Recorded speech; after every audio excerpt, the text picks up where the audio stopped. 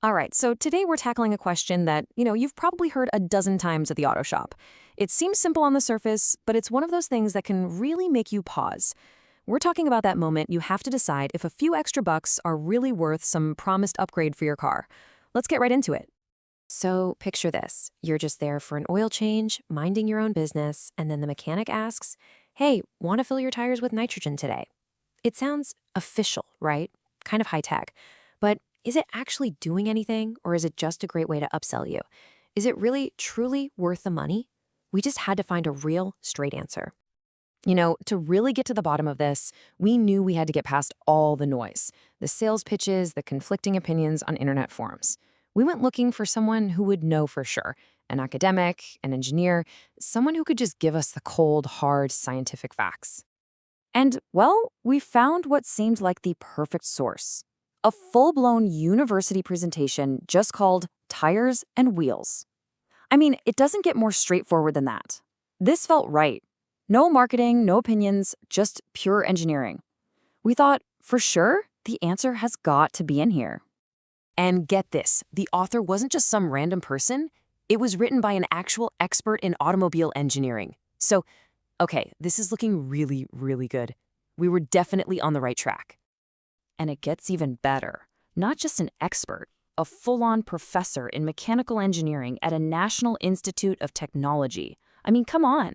At this point, we were totally sold. This was it. The debate was about to be settled for good by a top mind in the field. Okay, so we open up the file. We're scrolling through all these diagrams of tire treads, different kinds of wheel alloys, just scanning, looking for that one little section that's going to solve the whole mystery for us. And then we found it. There it was, in black and white. Nitrogen in tires, the golden slide, the exact topic we were digging into, called out specifically. This was the moment of truth. We were braced and ready for all the data, the charts, the final conclusion. What did the professor have to say? The very next slide, the big payoff, the grand finale for this whole chapter, it just said, "Thank you." That was it. The entire section was just the title. And then, the end of the presentation. Nothing. So, what just happened? Seriously, it felt like a joke, right? Like you open a treasure chest and all that's inside is a little piece of paper that says, "Congrats on finding the treasure chest." We went searching for the ultimate answer from an expert, and what we got was an empty chapter. But, after that initial moment of, huh? We started to think about it differently. Maybe this wasn't a mistake. Maybe the fact that there was nothing there was actually the most important piece of information we could have found. And this is where it all flips. See, we went into this expecting to be handed an answer, but what we found instead was a question. And not just any question, a question that was basically stamped with an expert's seal of approval. And that changes everything. Here's the key takeaway.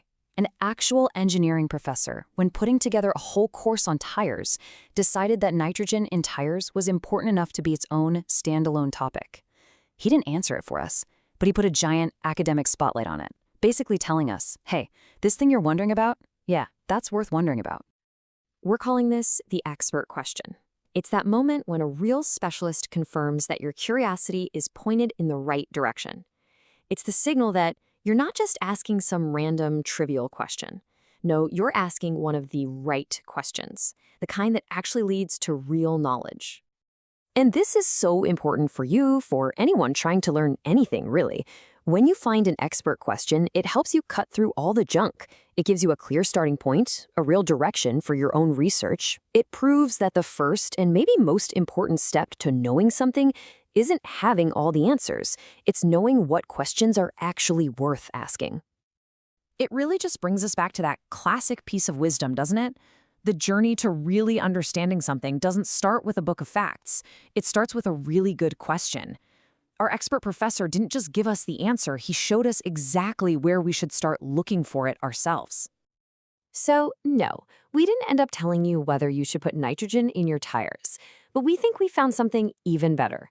We found confirmation from a leading automobile engineering professor that this is absolutely a question worth asking. The search is real. The journey to find that answer, well, that's up to you.